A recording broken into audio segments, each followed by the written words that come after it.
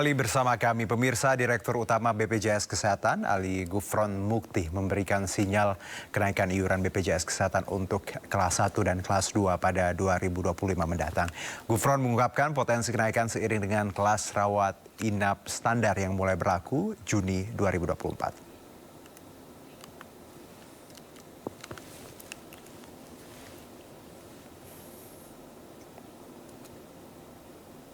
Nah, sementara untuk kelas 3 tidak ada peluang kenaikan iuran karena umumnya merupakan peserta penerima bantuan iuran. Namun Gufron belum bisa memberikan rincian terkait kapan serta besaran kenaikan iuran kelas 1 dan 2 sebab hal tersebut akan diatur dalam peraturan Presiden.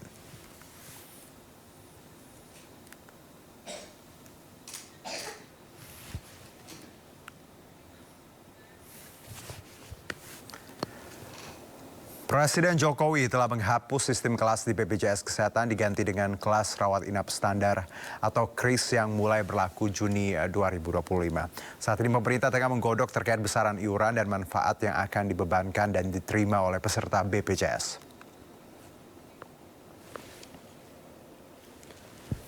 Ya, Presiden Jokowi resmi menghapus sistem kelas BPJS Kesehatan. Dengan sistem baru ini tidak ada lagi kelas 1, 2, dan 3 seperti yang sekarang yang membedakan ruang perawatan berdasarkan nilai iuran peserta. Nantinya iuran peserta BPJS akan disamakan namun angkanya belum diumumkan. Kementerian Kesehatan saat ini masih menggodok peraturan Menteri Kesehatan yang akan mengatur teknis sistem kelas rawat inap standar KRIS di seluruh rumah sakit yang bekerja sama dengan BPJS Kesehatan.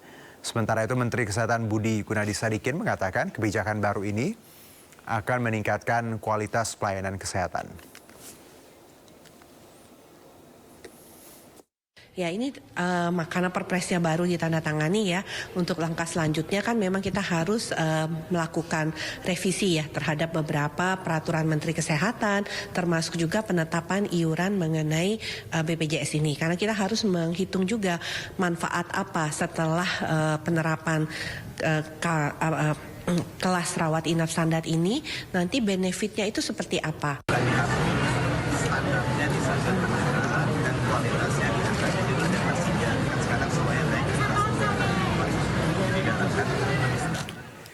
Ya, BPJS Kesehatan akan menerapkan kelas rawat inap standar paling lambat akhir Juni tahun depan dengan kelas rawat inap KRIS yang fasilitas yang diperoleh peserta jaminan kesehatan nasional akan disamaratakan. Lantas apakah besaran iuran akan naik? Untuk membahasnya sudah bersama kami Direktur Utama BPJS Kesehatan Bapak Ali Gufron Mukti, dan juga kami sudah menghubungi Ketua DPP Bidang Sosial dan Kebencanaan Partai Perindo Ibu Sri Gusni Febriasari. Nampaknya Bu Sri belum bisa bergabung bersama kami. Kita ke Pak Ali terlebih dahulu. Assalamualaikum Pak Ali, selamat sore. Iya, Waalaikumsalam. Iya, terima kasih Pak. Maaf saya ganggu akhir pekannya.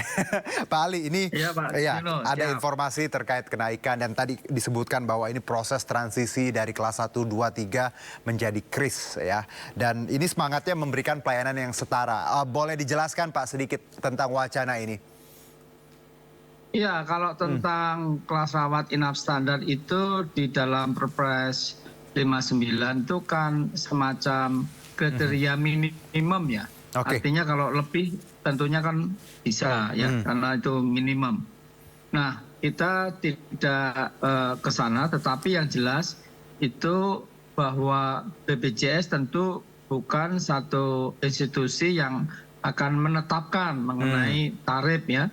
Karena ada institusi tersendiri gitu ya, yang tentu nanti diatur di dalam Perpres itu mengenai iurannya. Yang jelas mengenai KRIS tadi akan dievaluasi ya, nah oleh Kementerian Kesehatan, dan tentu akan menanyakan juga diskusikan dengan BPJS, DJSN, Kementerian Keuangan dan sebagainya, begitu. Baik, kalau untuk iuran sendiri Pak, kita tahu kan ada 1, 2, 3 dan kabarnya memang yang kelas 1 dan 2 yang akan naik, sementara yang 3 karena tadi sifatnya penerima bantuan iuran tidak akan naik. Boleh dijelaskan Pak? Iya, ini kan ada timnya ya. Baik. Tim itu sedang di dalam satu proses begitu. Jadi memang tadi karena kalau kita bicara tarif, memang ada stakeholder nanti yang akan berdiskusi seperti itu ya Pak ya, dan ditetapkan yang Perpres. Jadi Ya. belum ada info akan ke sana seperti itu kira-kira. Pak Ali? Ya. Oke, tapi Ya, betul. ya, tapi bakal naik ya Pak? Ya, yang jelas di dalam peraturan itu setiap 2 tahun ya itu diperkenankan untuk naik ya. Nah, Oke. ini kan sudah sekitar 4 tahun ya belum naik begitu. Oke, jadi memang kalau dalam aturannya paling tidak 2 tahun tadi harusnya naik ya Pak ya? Ya. Oke, baik. Saya ke Bu Sri. Ibu Sri, Assalamualaikum. Halo Bu Sri. Ya, Waalaikumsalam warahmatullahi Ya, wabarakatuh. jelas suara Selamat saya sore, ya. Mas Dina, Prof. Gufron. Iya. Suara saya terdengar? Ya, Bu Sri, ya Bu siap. Sri. Baik Bu Sri. Selamat sore, Prof. Siap. Oke, Bu Sri langsung saja kalau kita bicara mengenai wacana iuran naik BPJS ini kan sensitif sekali kata naik di tengah kita tahu bahwa keadaan yang mungkin tidak semuanya baik. Anda sendiri melihatnya seperti apa?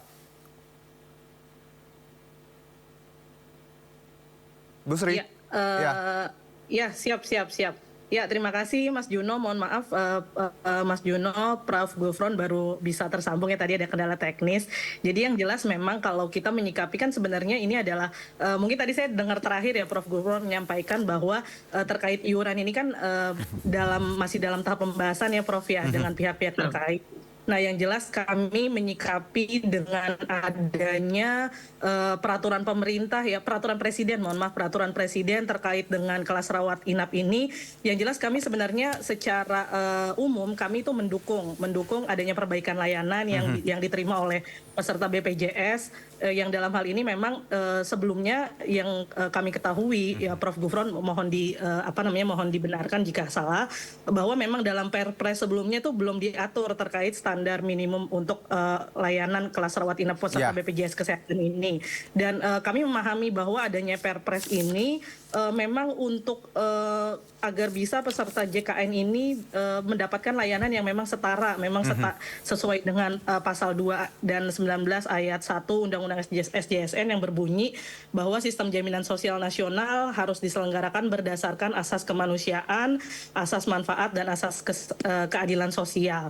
Yang memang jadi kelas berapapun peserta JKN dalam Perpres yang baru ini harus bisa mendapat manfaat yang dalam hal ini adalah manfaat non medis ya Prof ya, manfaat yang menunjang pelayanan kesehatan termasuk pelayanan fasilitas ruang perawatan. Jadi pada pelayanan rawat inap yang mencakup jadi ada sarana prasarana, terus juga ada jumlah tempat tidur dan peralatan yang diberikan berdasarkan kelas rawat inap standar. Jadi yang jelas kami mendukung nih Mas Juno adanya perbaikan layanan yang diterima ini agar memang tadi tidak ada pembedaan layanan baik dari segi fasilitas ruang perawatan ataupun pelayanan rawat inap yang didapatkan oleh peserta JKN ini. Itu yang pertama. Dan yang kedua memang menanggapi adanya peraturan presiden ini kelas rawat inap standar ini kan memang diatur disebutkan ada 12 kriteria standar ya Mas ya yang tertuang dalam Perpres nomor 59 tahun 2024 ini. Nah, memang ini perlu segera diatur lebih lanjut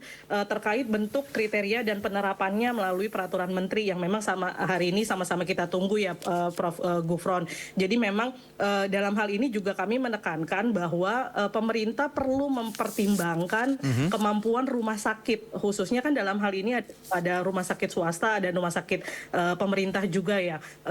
Dalam pengimplementasiannya ini kelas rawat inap standar harus mengingat bahwa penyesuaian layanan rawat inap ini juga memerlukan pembiayaan yang tidak semua rumah sakit tuh punya kemampuan kayak gitu kan, punya kemampuan atau punya pembiayaan yang cukup kayak gitu. Nah, pembiayaan ini mungkin karena kan kita lihat perlu penyesuaian ya, karena kan dalam 12 kriteria standar kelas rawat inap standar ini kan ada 12 kriteria dari mulai kayak ventilasi, terus juga kamar mandi dalam dan lain-lain, dan itu juga perlu dilihat nih, perlu dilihat untuk bisa memenuhi layanan itu. Itu sih Mas yang perlu kita lihat. Bu Sri, tadi semangatnya bahwa kita tahu rawat inap kan memang tadi ada 4 tempat tidur dalam satu ruangan, itu juga disebutkan bagaimana nantinya plannya seperti itu. Dengan kata lain bahwa ketika memang ada perbaikan tadi kesetaraan dan peningkatan lah kualitas, tentu akan diikuti dengan iuran yang akan naik. Kalau Anda melihat, kita punya kelas 1, 2, 3, setahu saya kelas 1 ada di 150.000, kelas 2 di 100.000, sementara kelas 3 karena subsidi di 35.000. Concern Anda terkait harga ini, kalaupun naik, idealnya seperti apa, Bu Sri? Oke, mungkin kalau misalkan terkait persentase ataupun biaya kenaikannya bukan kapasitas kami ya Mas ya. Ya, tapi enggak, sebagai masyarakat dan juga ya yang melihat kebijakan ini.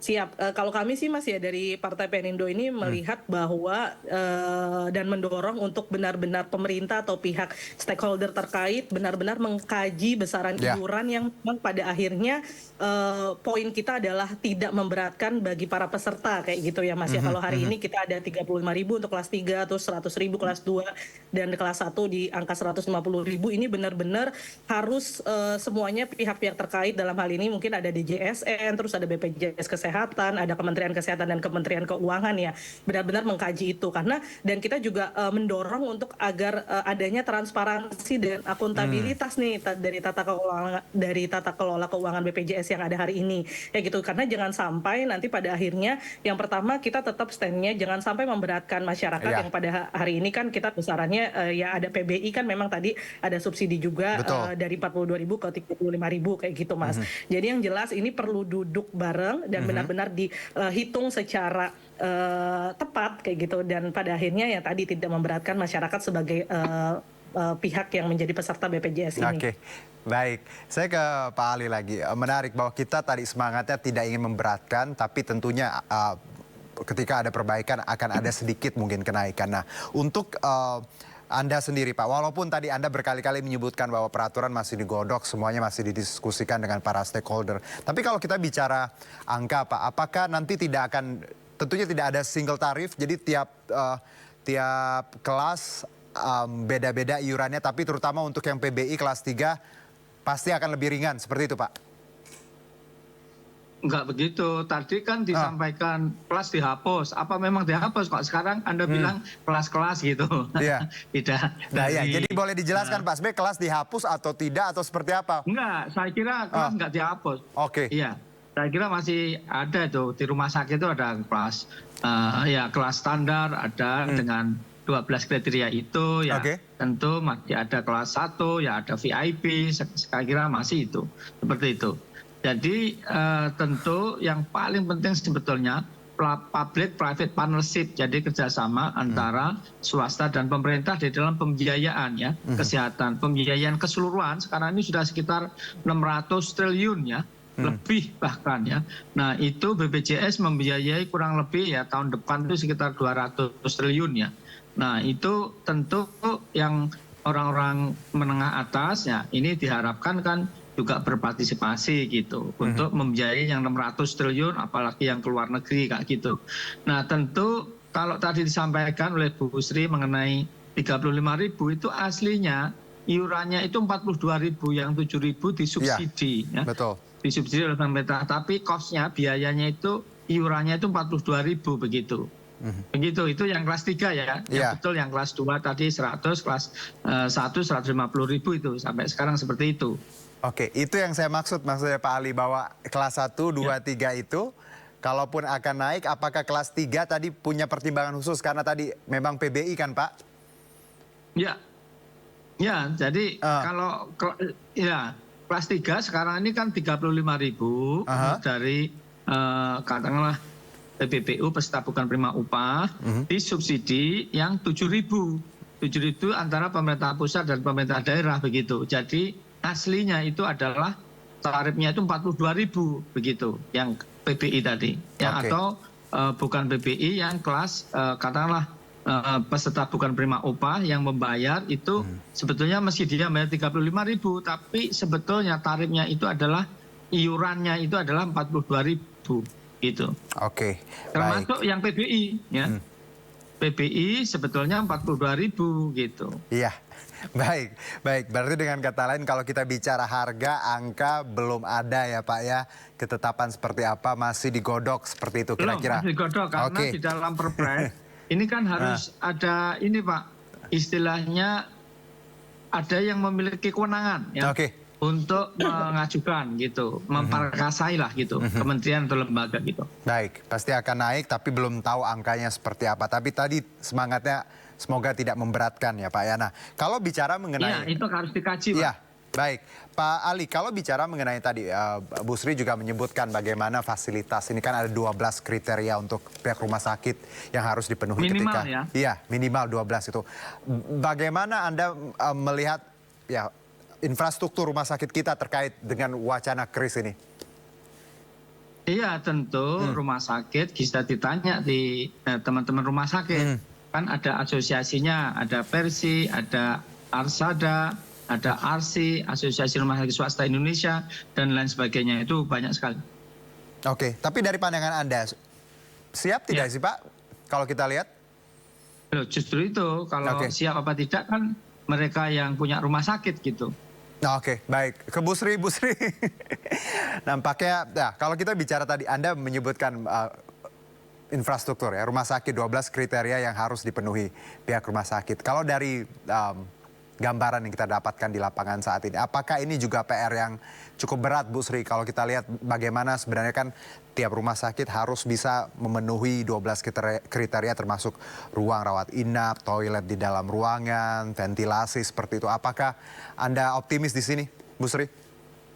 Ya, yang jelas tadi yang disampaikan Prof. Gufron ya. Jadi ini mungkin jadi catatan kita bersama nih, Prof. Jadi jangan sampai hal ini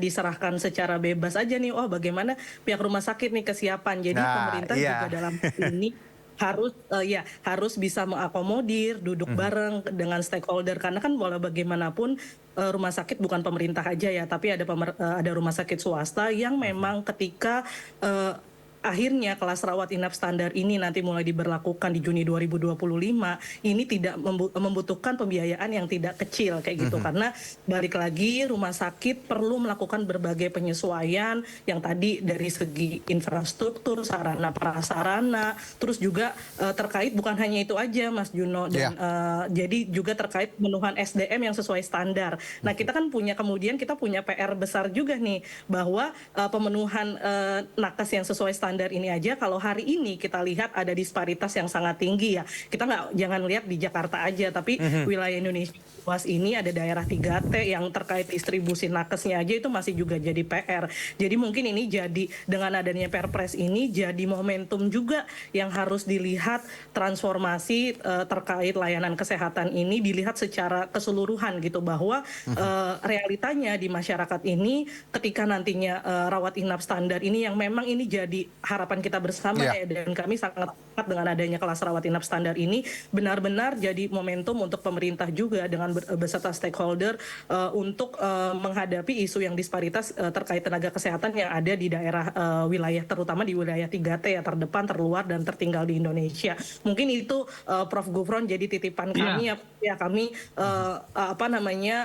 kami sangat paham bahwa pihak rumah sakit juga ingin memenuhi kelas rawat inap standar ini, tapi ada hal yang memang tidak bisa kita menutup mata bahwa memerlukan pembiayaan yang tidak semua rumah sakit memiliki kemampuan pembiayaan ini. Jadi perlu adanya solusi juga yang pada akhirnya nanti dihadirkan oleh pemerintah terkait masalah pembiayaan ini agar pihak rumah sakit bisa memenuhi standar layanan ini. Dan ini juga satu hal mungkin terakhir ya Mas, jadi ada yang terakhir, jadi kayak jangan sampai fokus pemenuhan ini juga mengesampingkan layanan medis yang memang harus dipenuhi di dalam Perpres ini ya, seperti kayak layanan promotif, terus preventif, kuratif, dan rehabilitatif. Mungkin saya menyambungkan, kita kemarin baru aja di 26 Juli ya kita mensahkan Perpres PP nomor 28 tahun 2024 yang mengatur tentang jadi kita juga cukup ini perlu jadi sebuah momentum juga bahwa kita melihat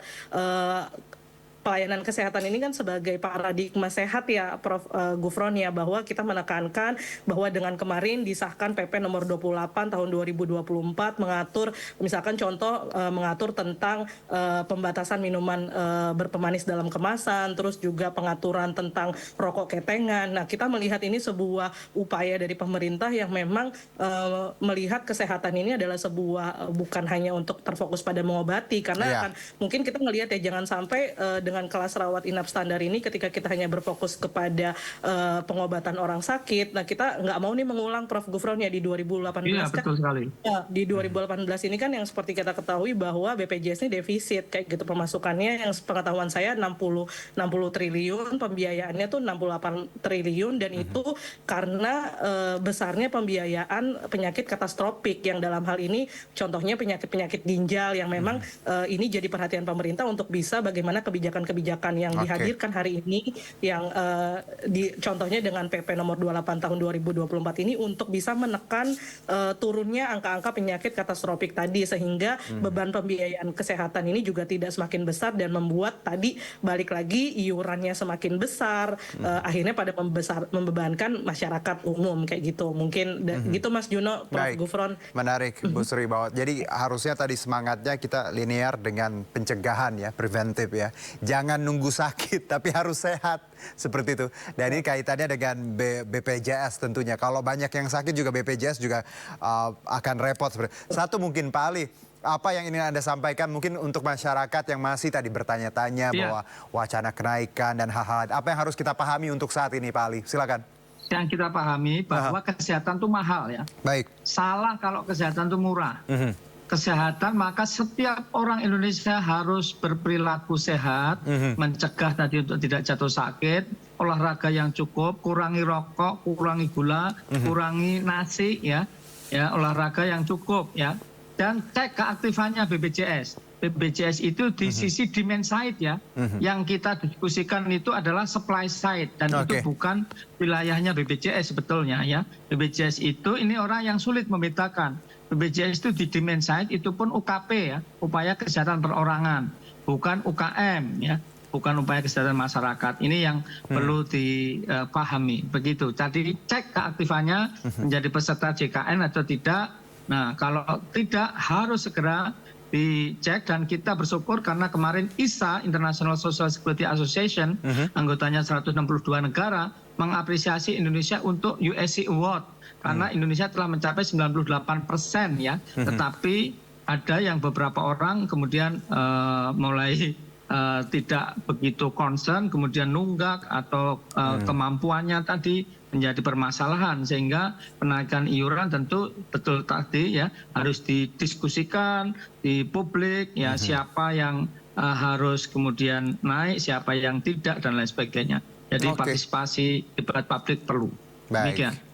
Baik, Pak Ali, Bu Sri, terima kasih atas insight-nya. Tadi kita garis bawahi partisipasi, tadi juga jadi perhatian kita, plus juga pola hidup sehat ini harus kita miliki, biar tadi bahwa kalau kita sehat ya otomatis nggak perlu repot-repot ya Pak ya ke rumah sakit. Bu Sri dan Pak Ali, terima kasih atas perbincangan sore di akhir pekan ini. Sehat-sehat untuk kita semua. Terima kasih Pak, Bu. Terima kasih Mas Jono, Prof. Gufron. Baik, kita lanjutkan pemirsa ke informasi berikut ya. Kami akan kembali usai jeda berikut. Tetap bersama kami.